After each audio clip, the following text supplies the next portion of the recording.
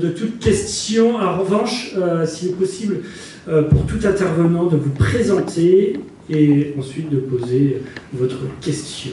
Alors, alors Jean-Marc va être l'arbitre, effectivement. Bonjour, Paul-Henri Pilleux, président des jeunes du MRC. Moi, en tant que militant, ce qui m'intéresse, c'est l'action, même si je suis très content qu'on ait eu un débat sur le souverainisme aujourd'hui. Ma question sera assez simple, c'est qu'est-ce que vous prévoyez pour l'élection européenne l'année prochaine? Merci beaucoup. Je m'appelle Yacine, je suis étudiant, pas encarté, je suis plutôt sympathisant de la France insoumise. Et j'aimerais qu'on discute aussi, moi je repense à la fin de la campagne présidentielle et au tir de rafale médiatique contre certains candidats.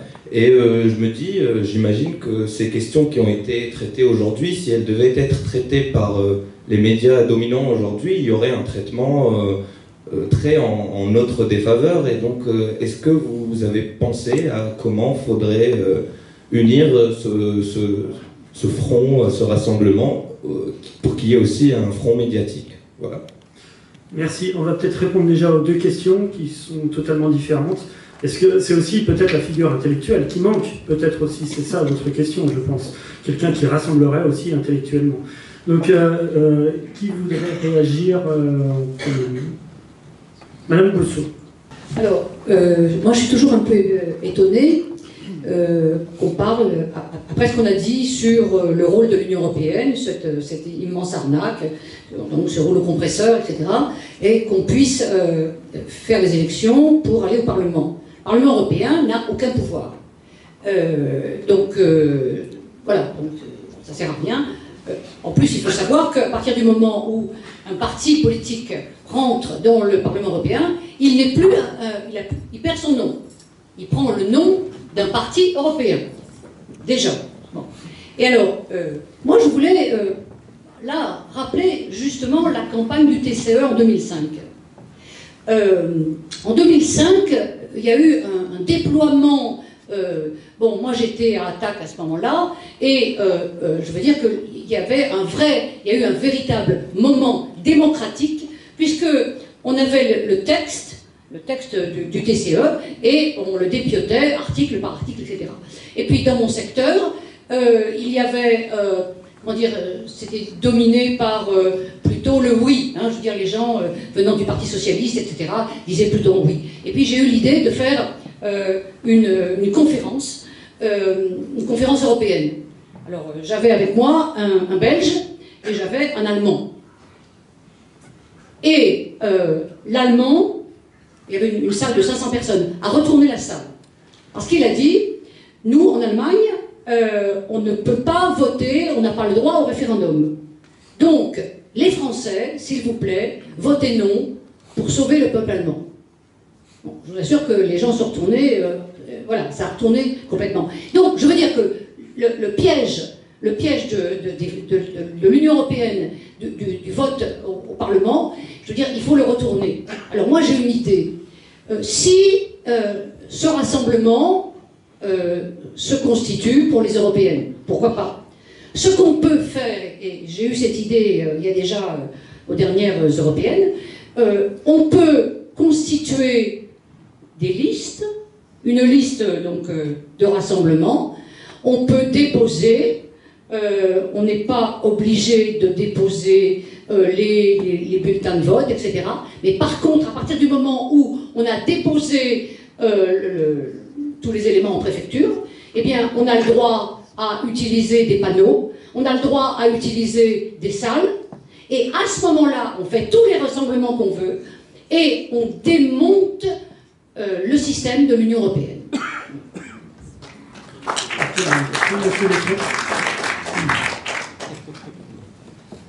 Vite fait, parce que je pense qu'il faut redonner la parole, sur le côté médiatique des choses, tout est contre nous. Les chiens de garde, c'est pas les chiens de garde des souverainistes, c'est les chiens de garde du capital, donc de l'Union européenne. Et les chiens de garde, c'est pas que les journalistes, la grande majorité des journalistes, c'est aussi toute la technocratie aujourd'hui qui est au pouvoir. Ces gens-là ne nous feront aucun cadeau. preuve en est, c'est que malgré tous les efforts qu'on a faits pour faire connaître cette réunion, aucun écho dans la presse. Hein. Non mais d'habitude, le moindre truc à Bourg-la-Reine est repris quand même par le Parisien, puisqu'il y a une journaliste qui fait les 3 communes. Non mais un chien écrasé à Bourg-la-Reine, il peut y avoir un truc dans le Parisien. Une réunion comme ce soir, il n'y a pas. Donc, ils ne nous feront aucun cadeau. Quant à savoir quelle action mène, eh bien aujourd'hui, on a fait une réunion. Soit chacun d'entre nous pense qu'on peut aller plus loin, et les gens qui sont dans la salle aussi, et à ce moment-là, voilà. Bien sûr que la perspective des Européennes existe, mais aujourd'hui, c'est pas aujourd'hui qu'on va le régler, mais en tout cas, moi, une chose est sûre, si c'est pour aller aux Européennes et refaire un rassemblement de la gauche à 2 balles, tout ça pour battre Macron avec les européistes comme Hamon et compagnie, c'est sans moi. Enfin, c'est clair, c'est sans moi, quoi. Merci, Georges Kuzmanovic. Alors, pour répondre à la... Il n'y a pas de journaliste du Parisien, par hasard? Les invitations ont été envoyées. Pour répondre à la question, qu'est-ce qui va être fait, va permettre, pour ces européennes, en tout cas pour la France insoumise, va me permettre de répondre à monsieur de l'UPR, excusez-moi, je n'ai pas retenu votre nom. Monsieur Langeon. Nous n'allons pas faire du contre-fétichisme des institutions. Encore une fois, on ne va pas répéter article 50, on va en sortir, et grâce à l'article 50, quand on va en sortir, ça va nous permettre, ce que nous voulons aussi, vous savez très bien, de financer les services publics, d'améliorer la vie de tout l'ensemble des Français, de ne plus avoir les mains liées, de pouvoir faire des opérations militaires si on a envie de faire des opérations militaires, et pas en suivant celles de l'OTAN. Mais nous savons aussi que si nous sortions de l'Union européenne, encore une fois je le répète, vous êtes toujours dans tout un tas de traités internationaux dont vous devez également sortir. Ils ne s'envolent pas juste en sortant de l'Union européenne. De la même manière, vous avez un problème, puisque nous sommes quand même en démocratie représentative, c'est-à-dire qu'en dehors des grandes idées dont nous parlons, il y a des classes sociales dans la société et les partis politiques les représentent. On l'oublie un peu souvent, on représente leurs intérêts. Or, et ça a été dit par M. Lévy, le capitalisme s'est modifié, il est passé de national et industriel, ce qui permettait plus facilement des accords à l'époque du CNR ou la charte de la Havane, à un capitalisme qui est transnational et financier. Donc ce sont des gens qui, voilà, peut-être par tradition, certains sont gaullistes, mais en fait par intérêt financier personnel, sont dans l'ordre capitaliste et dans l'ordre des traités et de l'Union européenne. Et c'est très difficile de les mobiliser. Donc contrairement à ce que vous avez dit, nous ne travaillons pas non plus que pour les Français. J'étais hier en Slovénie, voyez-vous, et certains camarades étaient il y a 10 jours à Budapest.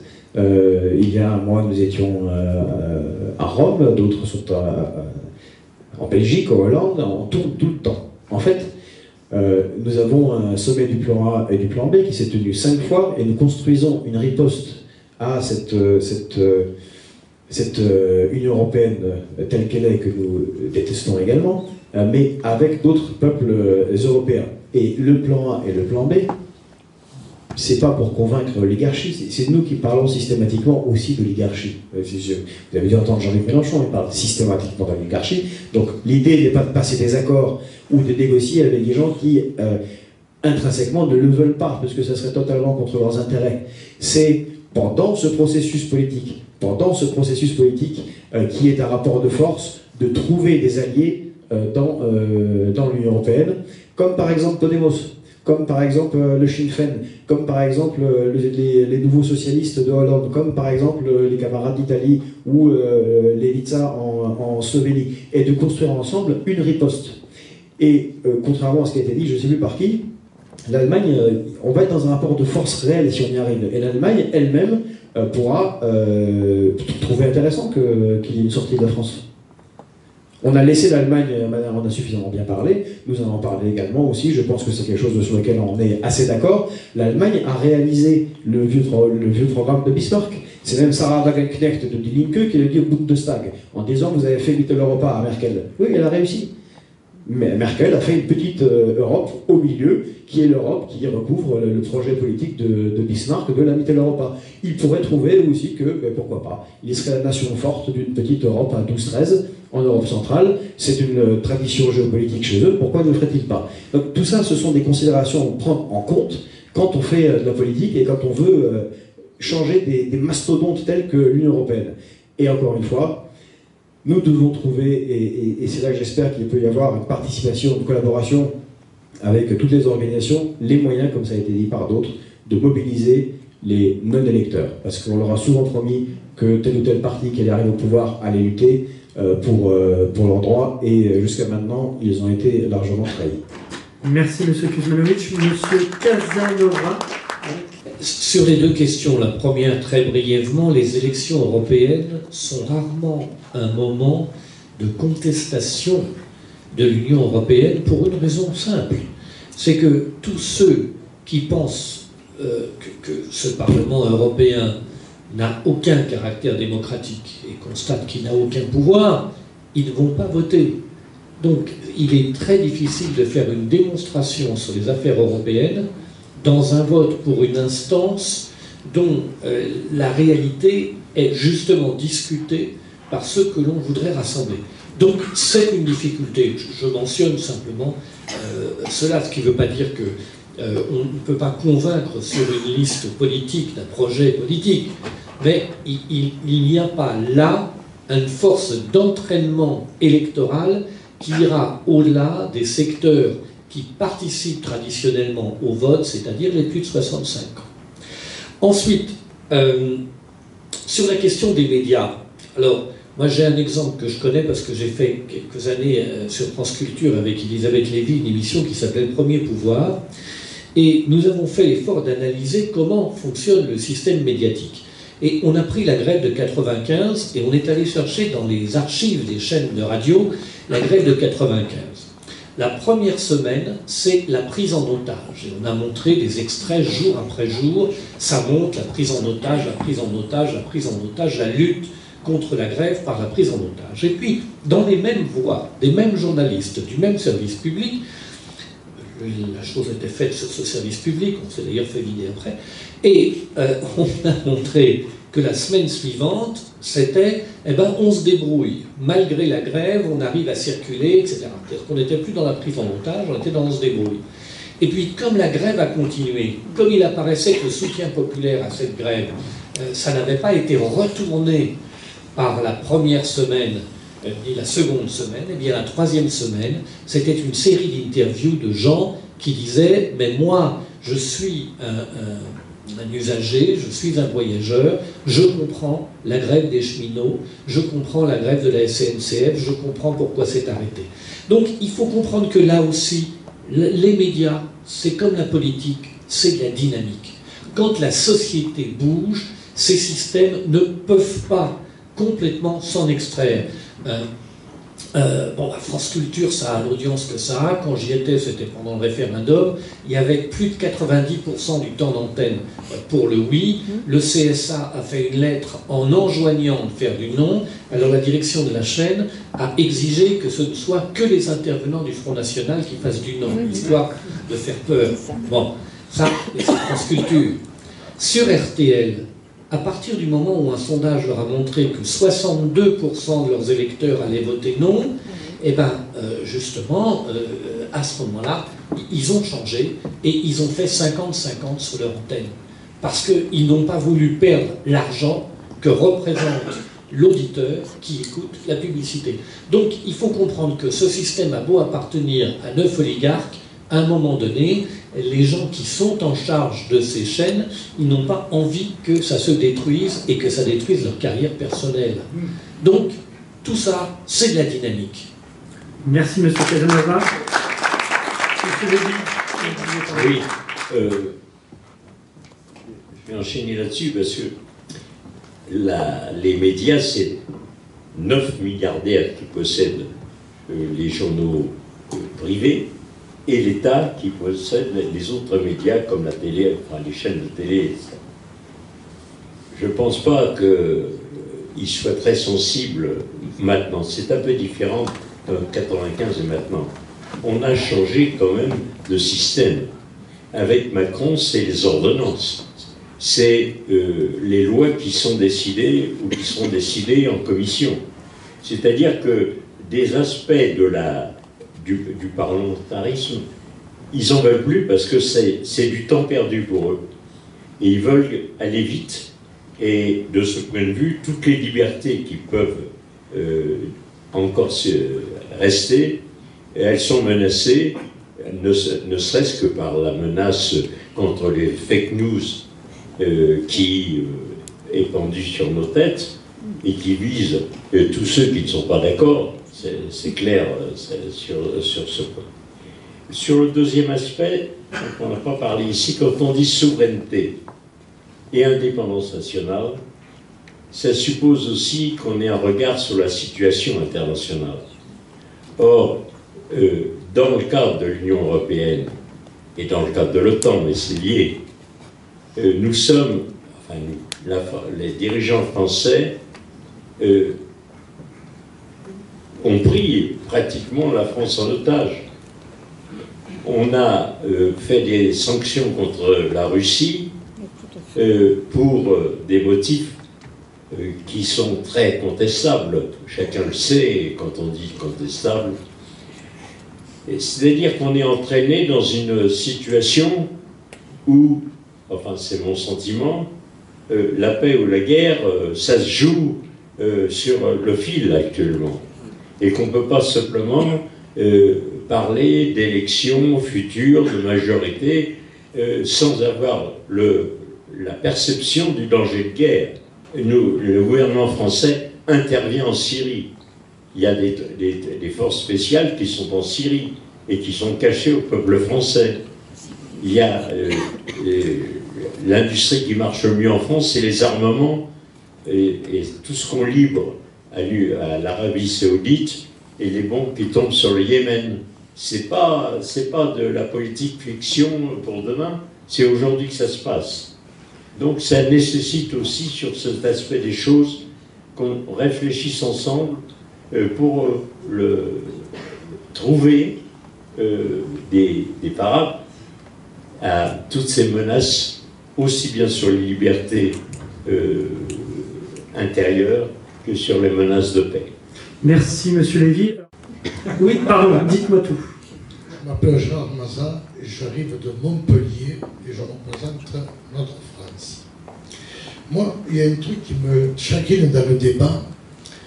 Je vais dire 3 trucs très importants et après je laisse le micro. L'Europe, on est tous d'accord dessus. Pourtant, c'était le général de Gaulle qui l'a voulu. S'il avait fait lui, peut-être qu'on n'en serait pas là. Mais il n'était pas là pour le faire. Et de Gaulle, le gaullisme, c'est pas un parti politique, c'est une manière d'être, c'est un effet sociétal, c'est un avenir. C'était le droit des femmes, c'était le vote au peuple, c'était la 5e République. Par contre, ce qui est très intéressant, c'est savoir qu'aujourd'hui, la misère qu'il y a en France, ce n'est pas que l'Europe. La jeunesse, ce n'est pas que l'Europe. Et depuis tout à l'heure, on ne parle que de l'Europe. Moi, j'aurais aimé que les partis qui sont ici présents, donc je suis content de participer, on trouve des solutions qui soient communes pour les Français, parce qu'il faut parler de la France. Il faut parler des gens qui ne mangent pas, il faut parler des gens qui ne vont pas manger, ceux qui ne vont pas travailler, et ce qui va en rester. Le reste, l'élargie. Quant à la question de l'Europe, on a subi des pressions américaines, parce que si on a rentré autant de pays des Balkans, c'est pour éviter que l'Union soviétique redevienne l'Union soviétique. C'était ça l'idée. C'était pas fait pour nous arranger, c'était pour éviter, et aujourd'hui on le voit bien, puisqu'on est encore contre Poutine. Mais moi j'aimerais qu'on parle, et je voudrais que toutes les opérations, tous les politiciens là, tous les membres, on trouve une solution pour nous, la France. L'éducation, la sécurité, la France. Merci. Merci. Est-ce que je prends une autre intervention parce qu'il n'y a pas vraiment de questions Allons-y. Bonsoir, merci beaucoup. Je m'appelle Hugo Prodhomme, je suis secrétaire national au mouvement républicain et citoyen. J'ai un doute que j'aimerais vous partager. et dont j'aimerais avoir votre opinion là-dessus. J'ai l'impression que, bon, tous autant que nous sommes assez d'accord sur beaucoup de choses, et notamment sur notre critique de l'Union européenne, mais j'ai un grand doute que l'opinion publique française, que le peuple français ne soit pas prêt à confier les clés du pays à un parti contre l'Union européenne. Ce qui rejoint peut-être ce qu'a dit M. François Morvan. Ce que j'aimerais avoir comme perspective, je pense, politique, ça serait, est-ce que nous pouvons nous accorder sur un projet, pas seulement national, mais aussi international, une nouvelle organisation internationale, peut-être pas forcément tournée sur la Mittel Europa, mais peut-être tournée sur l'Euro-Méditerranée. Après tout, nous n'avons pas du tout plus d'acquaintance avec la Lituanie qu'avec l'Algérie, au contraire. Et j'aimerais avoir votre sentiment sur l'idée. Enfin, j'ai un grand doute en tant que militant politique, c'est que le peuple français soit vraiment prêt à faire un vote contre l'euro. Pourtant, je suis contre l'euro et à titre personnel, j'aimerais sortir de l'Union européenne. Mais je ne suis pas sûr que politiquement le peuple soit prêt à cela. Et j'aimerais avoir votre sentiment, au moins sur cette perspective d'avoir un projet pour. Je vous remercie. Merci, Monsieur Morvan. Non, je pense que vous avez tout à fait raison. Mais dans l'histoire, c'est jamais les projets contre qui ont gagné. Ils étaient contre quelque chose, oui, mais ils ont gagné parce qu'ils proposaient autre chose. Donc, en effet, c'est ce que j'allais dire en ce qui concerne les élections européennes, outre les difficultés qu'a rappelé Gilles Casanova, il faut être capable d'avoir un projet en positif. Et un projet en positif, c'est pas non plus un projet intégral. C'est pas une refondation de l'Europe, voilà, c'est pas un programme exhaustif. C'est un certain nombre de questions précises qui nécessitent d'être entreprises. C'est-à-dire, c'est l'investissement commun en Europe sur l'énergie, sur l'écologie, sur la recherche scientifique. Voilà, toutes choses qui aujourd'hui ne sont pas possibles dans l'Union européenne, puisque c'est la règle de l'unanimité. Donc aujourd'hui, c'est redéfendre le fait qu'il y ait des programmes transnationaux à la carte, avec les pays qui veulent le faire, parce que ça doit être fait. Et là, l'Union européenne, je veux dire, elle est hors jeu. Si elle est d'accord, c'est très bien. Si elle n'est pas d'accord, c'est tant pis. Voilà. Ça, c'est précis, c'est concret, et ça sort du débat de savoir si il faut d'abord guillotiner le roi avant de pouvoir faire quelque chose. Je suis totalement d'accord avec vous. Merci, Monsieur Morvan. Monsieur Ciola ? Oui. En fait, je voudrais revenir sur ce que disait Gérard Mazat. Et ce que vous disiez, monsieur, au niveau des actions concernant l'Europe, donc c'est vrai qu'on parle beaucoup d'Europe.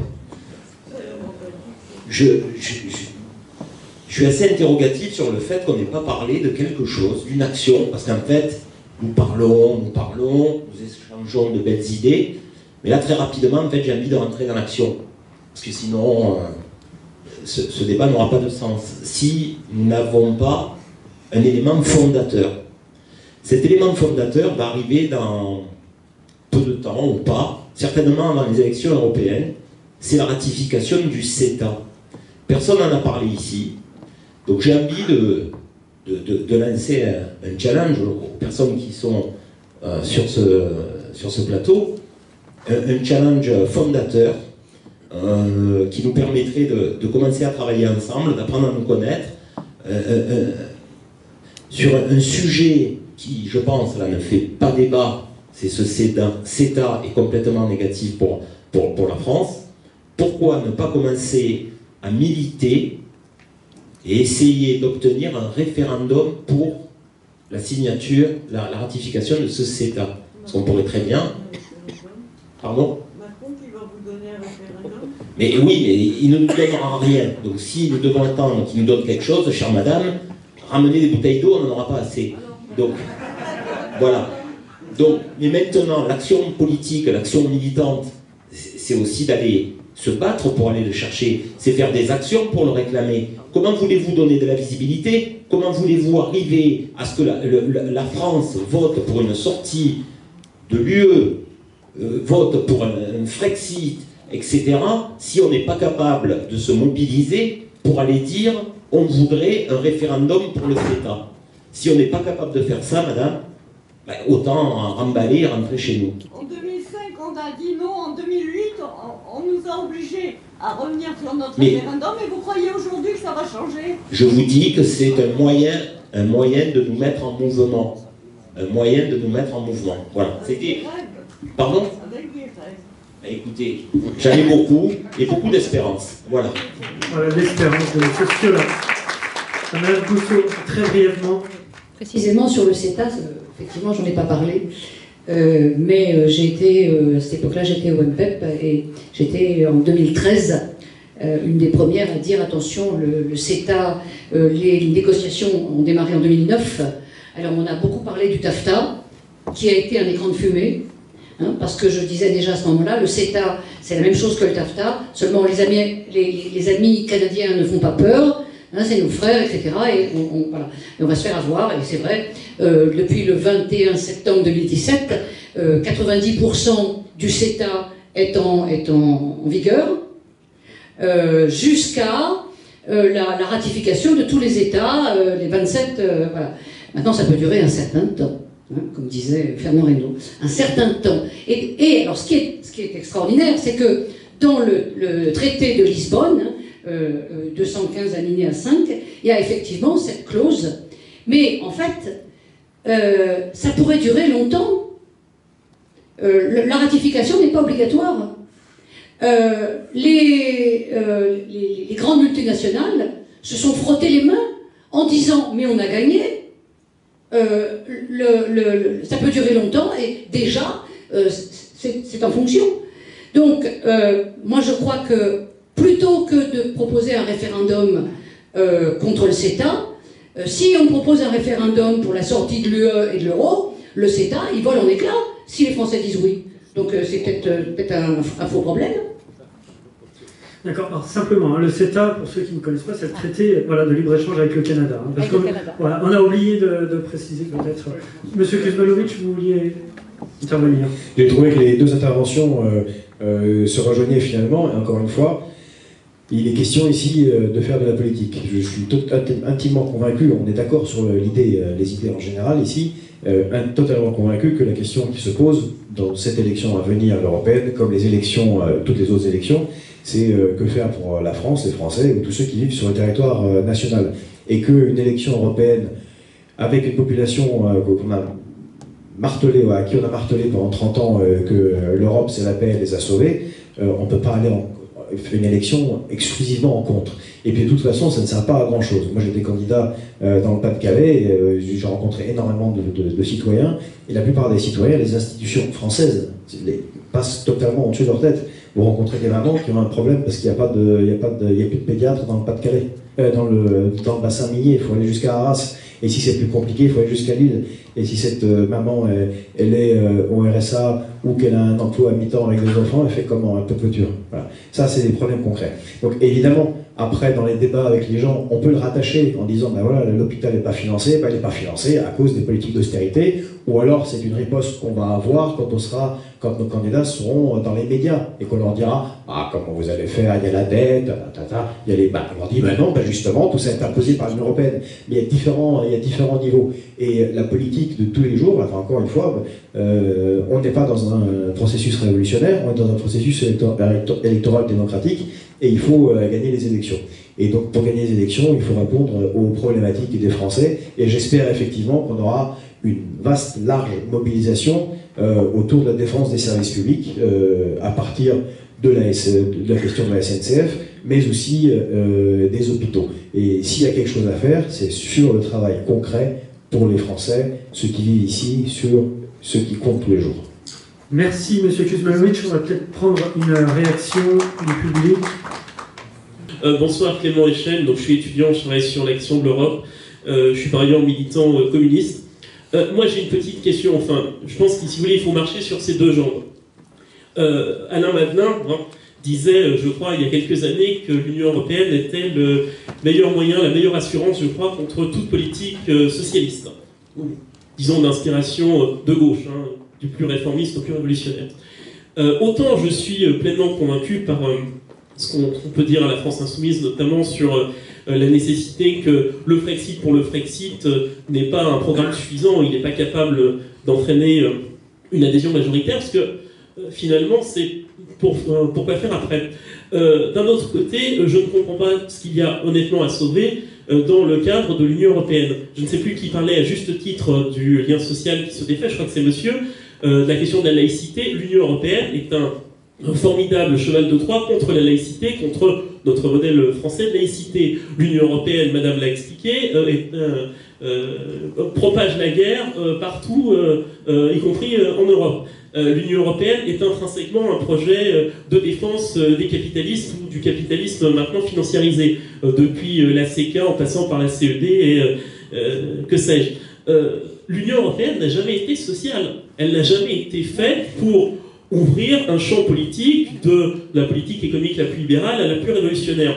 Elle est intrinsèquement un outil au service d'une certaine classe sociale, d'une certaine caste de capitalistes. Elle ne peut donc pas être réformée. Et autant je comprends la nécessité, et il n'est pas question de dire tout de suite, je suis bien d'accord, d'y aller par étapes. Effectivement, on ne va pas proclamer non plus, que sais-je, le socialisme demain, ou quoi d'autre.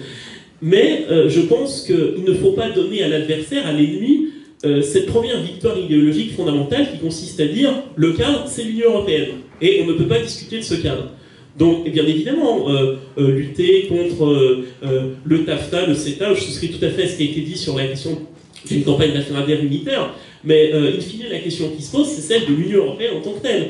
On ne pourra pas dire oui, nous sommes contre la politique d'austérité, nous sommes contre toutes ces politiques ordolibérales si on ne pose pas le problème d'une construction qui, je le rappelle, a été quand même pensée historiquement de manière extrêmement marquée idéologiquement. Je rappelle que ce qui faisait la force j'allais quasiment dire de feu, le Parti communiste français, mais aussi de la droite gaulliste, c'était l'opposition à l'intégration, on a parlé de la CED, à l'intégration de l'Angleterre à une certaine époque, donc un développement de la construction européenne. Donc je suis un petit peu, autant parler du Frexit pour le Frexit, ça n'a pas forcément grand sens, et effectivement je ne pense pas qu'on se définisse dans un projet politique efficace uniquement dans le contre, de même que, je ne sais pas, parler de l'anticapitalisme, ça n'a pas grand sens. Mais je pense que si on ne fait pas ce travail, effectivement, de longue haleine, d'éducation quasiment populaire, ce qui est aussi la vocation de tout mouvement de gauche, on va continuer le problème pendant longtemps et on ne va faire que reculer. Et l'alternative, les deux termes de l'alternative seront la soumission totale ou une position de rupture. Et j'ai peur que la position, et je le dis en toute amitié pour la France insoumise, j'ai peur que la solution de plan A, plan B, qui intellectuellement peut tout à fait se défendre, soit pas forcément très audible. Je vais juste réagir peut-être une petite réaction, merci, sur ce que vous venez de dire, monsieur, effectivement sur le Frexit et sur le plan A, plan B. Effectivement, il faut quand même avoir à l'esprit que, voilà, que la construction européenne, c'est une tentative qui est en voie de succès de vassalisation du continent européen par des intérêts germano-américains. Enfin, il faut quand même être clair.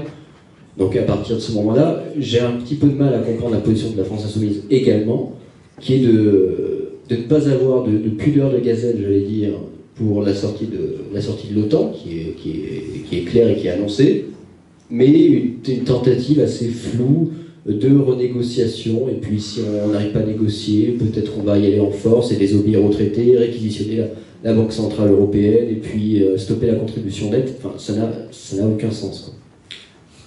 Oui, monsieur en fait, il n'y a absolument pas question de sauver l'UE. On sait très bien que ça n'a rien de social. Et pour répondre, la situation comme elle est concrètement tous les jours, pas dans les idées encore une fois, mais matérielle, je vais vous parler de Podemos.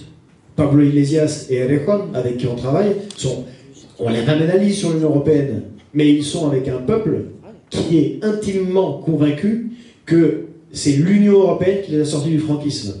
Ils ne peuvent aller à aucune élection, ni européenne, ni locale, en contre, et même plan A, plan B, c'est un peu compliqué pour eux, parce qu'il y a plan B.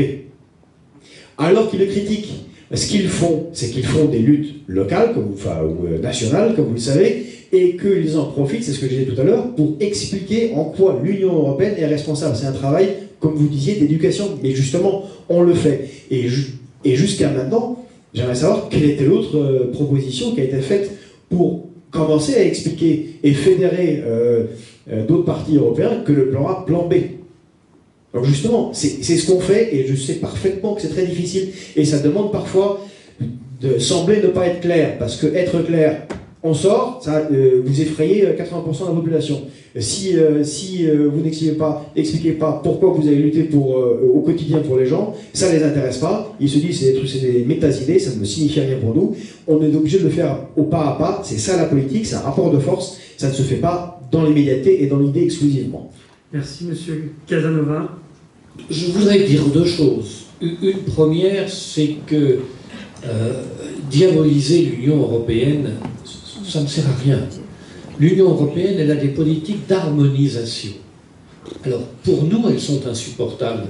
Quand on veut harmoniser le niveau de protection sociale et de salaire des Français avec les Roumains, c'est insupportable pour les Français. Mais c'est sympathique vu par les Roumains.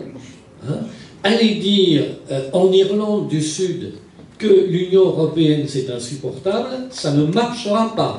Allez le dire au Portugal, ça ne marchera pas. Il y a toute une série d'endroits où les fonds structurels, où les aides européennes, où l'harmonisation qui vise à mettre fin aux acquis, à ce qui a été gagné ici, en utilisant la situation ailleurs, au nom de l'harmonisation, il faut bien comprendre qu'on ne peut pas avoir globalement une diabolisation. L'Union européenne, elle a une politique. Ce n'est pas juste le méchant qui sort et qui, comme le guignol, brandit le bâton. Elle a une politique et nous considérons que cette politique est inadaptée. Mais ça, c'est une autre chose. Et donc, il faut d'abord en proposer une autre. Car dire guignol et méchant, ça ne mène nulle part. Et le deuxième aspect, c'est justement qu'il faut... d'abord, ici, j'entends un discours très pessimiste. Moi, je vois la Commission européenne qui régulièrement tient des séminaires dont elle garde secret le compte-rendu pour dire que ça ne va pas, que ça ne marche pas, que les peuples sont maintenant les uns après les autres, adoptent dans les élections, on voit des gens qui sont complètement hostiles à Bruxelles et qui ne vont pas tenir très longtemps à ce rythme-là. Ça, c'est ce qu'ils se disent eux-mêmes. Donc, on ne peut pas nous dire qu'ils sont puissants, surpuissants. Non, ils ont ce problème. Et nous l'avons aussi. Mais ni eux, ni nous ne sommes capables de dire qu'est-ce qu'on met à la place. Et puis, autre chose, moi j'ai entendu une interview d'Emmanuel Macron à la BBC où il dit, bien sûr, si on posait la question aux Français, ce serait le Brexit, mais on s'en gardera bien, le Frexit, mais on s'en gardera bien. Bon, donc, la réalité, c'est que tout est dans une situation qui est très explosive. Mais rien ne dit qu'elle explosera. La politique, c'est de la dynamique, je le redis. Si on a quelque chose à proposer, alors on entraînera. Si on a simplement des jérémiades, alors on jérémiera entre nous et on ressemblera au théâtre de l'Odéon qui était très vivant il y a 50 ans. Merci. Avant de passer à l'intervention de monsieur, donc Daniel Rousseau, rapidement, c'est ça? Sur cette question. Hein. D'abord, petite chose, en Espagne, quand les Espagnols ont dit non au TCE, il faut savoir qu'ils n'ont pas eu le texte. Ils ont eu un 4 pages. Et sur les 4 pages, on disait le TCE, c'est que du bonheur. Alors, attention, je veux dire, la plupart des gens n'ont pas lu le TCE. Voilà. Donc, alors maintenant, les harmonisations, dans pas mal de cas, elles sont interdites. Et c'est ça. Et ils jouent sur la concurrence. Donc, attention. Donc, moi, je pense que on propose des choses. La France Insoumise propose des choses. Beaucoup de partis proposent des choses. Mais tant qu'on n'a pas repris notre création monétaire, notre indépendance, tout ce qu'on écrit comme proposition, ce sont des lettres au Père Noël. Et on est en train là, à ce moment-là, de leurrer les gens. La première chose à faire, c'est de reprendre notre indépendance, comme au moment de la guerre. Je veux dire que, heureusement que le général de Gaulle s'est associé avec une série de résistants, etc., et qu'on en est sorti. Et à ce moment-là, on n'a pas écrit... Le programme du Conseil national de la résistance, il a été écrit après. Donc, je veux dire que la première chose à proposer aux Français, c'est la libération. Voilà. Merci, Madame Daniel Rousseau. Monsieur... Oui, bonjour. Je me définis comme quelqu'un de gauche, quelqu'un qui a milité à Debout la France. Je voudrais, comment dire, moi je connais François Morvan qui est ici. Et je voudrais quand même vous parler de l'exemple italien. L'exemple italien, c'est le mouvement 5 étoiles a réussi à faire un carton à 33%, et qui a réussi à faire le mouvement 5 étoiles, c'est à rassembler les anciens électeurs du Parti démocrate, des Forza Italia. Ils ont réussi à rassembler au centre. Moi, je pense que si on veut réussir à percer, c'est pas à la gauche du PS ou à la droite des Républicains, c'est au centre. Et il faudra impérativement rassembler des républicains de gauche et de droite. Et je pense d'autre part, certaines personnes ont dit que les élections européennes, les députés européens n'ont pas beaucoup de pouvoir, certes, mais il faut penser à ce qu'a fait Nigel Farage. N'est-ce pas, grâce au Parlement européen, que Nigel Farage s'est fait connaître et qu'il a réussi à faire en sorte que le Royaume-Uni sorte de l'Union européenne. Donc je pense que ces élections européennes sont très importantes. Elles sont primordiales. Elles permettraient justement à ces associations de se faire connaître. Et moi je demande aux gens qui sont ici, je pense particulièrement aux gens de l'UNC, du MRC, Notre France, à savoir si c'est possible de travailler ensemble pour construire un programme commun et ensuite une liste commune de républicains, de droite et de gauche qui sera vue par les citoyens comme un rassemblement de droite et de gauche. Et en parlant évidemment des questions de souveraineté, mais sans négliger non plus les questions qui sont entre guillemets secondaires, pour certains, comme l'immigration, comment on traite les migrants. Et pour moi, il s'agirait aussi, à travers ces réunions, de trouver un consensus aussi sur des points qui peuvent être considérés à la base comme étant divergents. Comme l'a fait le mouvement 5 étoiles, ils ont réussi à avoir un programme social, mais en même temps à parler de la question des migrants. Merci monsieur. C'est la question de l'union des Républicains des deux rives. Je suis de la France Insoumise également, donc Claudio Cafuquia. Il y a quand même, je trouve que dans la réflexion globale qu'il y avait autour des différents intervenants, il y a quand même un axe qui est assez intéressant, c'est justement cette question de la souveraineté. Cette question un peu de la souveraineté populaire, cette question un peu de la souveraineté nationale, mais justement de retrouver cette souveraineté populaire, il y avait la question du comment. Au sein de la France Insoumise, notre politique, on va dire, notre idée, notre projet, avant tout, pour la France et au niveau international, c'est une France indépendante au service de la paix. Donc c'est sur cet axe-là qu'on pose, entre autres, l'outil du plan A, plan B, qui lui-même est une réflexion, qui est un projet encore qui est à partager justement dans que l'on pose justement dans ces réflexions pour la suite. Développons la réflexion du plan B, parce que la sortie de l'Union européenne, qu'est-ce qu'elle signifie derrière tout ça? Comment on la met en place? C'est cette réflexion justement. Nous, on pose certains outils. L'élection présidentielle, qui nous permet justement de retrouver une certaine indépendance. On a aussi également d'autres axes de réflexion. Et il y en a une autre, je pense, qui nous unit d'une certaine manière, et je pense qu'on n'a également pas assez développé, c'est la question de la francophonie.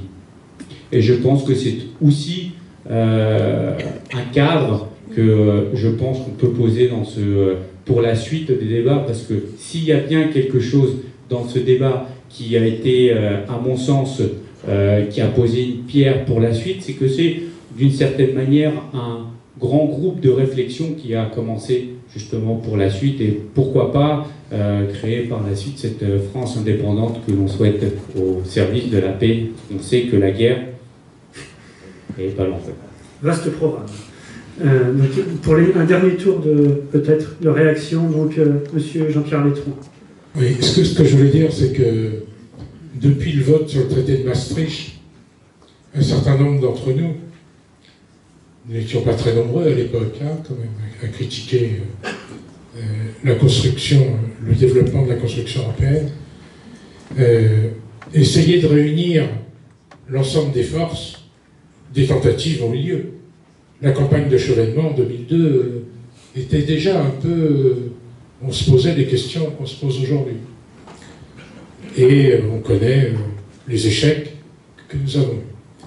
Sauf qu'aujourd'hui, les décisions de l'Union européenne, même si la Commission parfois a des états d'âme, commencent à toucher les gens de plus en plus fortement. Il me semble qu'il est nécessaire aujourd'hui qu'il y ait un pôle. Il y a un pôle de résistance, mais pas bien sûr avec du négatif, mais un pôle de résistance avec des propositions concrètes. Aujourd'hui, il n'y a pas que la SNCF qui est touchée. On parle de la SNCF parce que la SNCF, c'est un peu emblématique et que la lutte commence à s'organiser. Mais dans l'énergie, on a complètement privatisé GDF, on est en train de casser EDF, tout ça avec l'aide de la Commission européenne, mais aussi de la quasi-totalité de la gauche. Les Verts, le PS, une partie du PC, même chez Mélenchon, il y a des gens qui ne sont pas clairs sur ces questions-là. Eh bien, il me semble que créer un pôle qui devienne crédible, ça ne veut pas dire que ce soit que nous qui allions au contact des gens, mais donner des perspectives aux syndicalistes. Et là, je reviens près de mon voisin de la France Insoumise. Il faut donner des perspectives à ceux qui, tous les jours, sont sur le terrain, au contact avec les salariés, à ceux qui en prennent plein la gueule. Parce que ceux qui en prennent plein la gueule, on les appelle à faire des grèves sans perspective. On les appelle à se battre, à défiler, etc. Mais quelle perspective ils ont? Ils se battent depuis des années, et ils se sont pris Macron dans la gueule qui leur en met encore plus. Il est nécessaire aujourd'hui, de la gauche à la droite, de créer un pôle visible, qui ne soit pas le résultat du développement de la France Insoumise ou de le développement d'un autre. Non, un truc qui surpasse un peu tout ça. Alors il y a des partis parmi nous qui se sont créés autour de la question européenne. Eux, ils sont clairs. Ils sont 100% ceci, 100% cela. Et puis il y a des structures un peu plus vieilles, Parti communiste, France Insoumise, pas des un peu plus vieilles, plus structurées avec des groupes qui étaient déjà constitués par ailleurs, le MRC ou d'autres. Le Front de gauche, voilà, qui était un peu plus ancien. Eh bien nous, par contre, en notre sein, tout le monde n'est pas d'accord. C'est par exemple sur la stratégie pour les prochaines européennes. On a encore du travail interne à faire. Mais ce travail interne, il sera d'autant plus aidé, d'autant plus efficace, s'il y a un pôle qui se constitue. Donc à la sortie de cette réunion, soit on est capable de se revoir et de causer, de mettre en place des petits trucs de rien du tout, mais qui font que cette réunion, elle ne se termine pas à 22h et basta, chacun rentre chez lui, et puis dit « Ah, j'ai été bon ce soir, hein. Putain, mes potes étaient là, nickel chrome, on se la rejoue, mais dans 2 ans. » Non. Soit on est capable, à partir de ce qu'on a fait ce soir, et on trouve que c'est utile, et puis on se voit, on n'est pas obligé d'y passer notre vie, mais on se voit, puis on est au point, un petit truc, un petit machin, voilà. Soit on n'y arrive pas, voilà. Et donc je reviens sur ce que je disais tout à l'heure, l'important, ça va être de savoir combien de temps on va se supporter, et j'espère qu'on se supportera suffisamment longtemps pour être en capacité de proposer des choses au peuple de France, pour que la souveraineté nationale revienne, et avec la souveraineté populaire. Merci, monsieur Letron. Oui, je voudrais répondre à la question de ce monsieur qui posait comme question est-ce que notre France, le MRC, l'UMC étaient capables ou allaient travailler ensemble. Fondamentalement, je vais vous faire une réponse en 2 parties. Oui, nous l'avons déjà fait. Nous avons commencé à nous rapprocher de nos amis de l'UMC et il est prévu que nous travaillons de plus en plus ensemble. Il serait complètement illusoire que de s'enfermer dans des dogmes, dans des idéologies qui deviennent des religions, nous permettrait d'arriver à un quelconque résultat. Ça serait illusoire. Alors je vais le dire, parce que je suis gaulliste et je dis ce que je pense. Parler pour parler, ça ne m'intéresse pas. J'aime l'action, j'aime le résultat. Et pour ça, il faut des voies réalistes, avec des objectifs atteignables. Donc soit, comme le disait monsieur, nous arrivons à trouver des points d'ancrage en faisant fi de ce qui nous divise, et là nous pourrons travailler ensemble, ou alors ça ne sera pas possible. Et ensuite, si vous permettez, je voudrais répondre à la question, à un point qu'a soulevé le deuxième intervenant. C'est vrai, vous avez raison, monsieur, nous n'avons pas parlé de notre atout numéro 1, qui est la francophonie. Et c'est un véritable levier sur lequel nous devons nous appuyer. Parce que le chiffre, le nombre de locuteurs qui va aller sans cesse grandissant est un poids, un levier pour la France qu'il ne faut pas sous-estimer. Donc, c'est pas l'objet, mais j'aurais bien aimé que notre ami Monsieur Salon intervienne à ce sujet. C'est peut-être un peu tard, peut-être veut-il dire un mot, si vous le permettez, monsieur. En fait, là, c'est vraiment le dernier tour, pardon. D'accord, ok, voilà. Bon, très bien. Voilà. Merci, monsieur Ciola. Peut-être une dernière intervention. Bon. Ah, monsieur Lévy.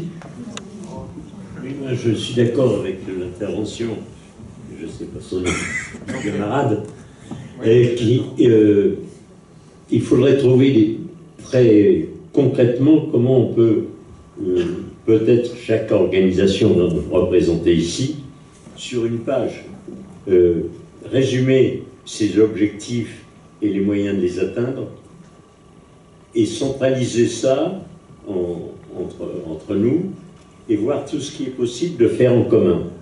Je veux dire que la coordination de ce soir se poursuive avec l'approfondissement et trouver, en laissant des choses annexes de côté, mais trouver une voie commune pour faire ce pôle qui est, je pense que chaque organisation ici souhaiterait prospérer, grandir et triompher. Merci, monsieur Lévy. Monsieur Georges Kuzmanovic. Si je peux faire juste un trait d'humour, on pourrait recréer le PS comme les initiales de pôle souverainiste. Oui, enfin, souverainiste, l'humour.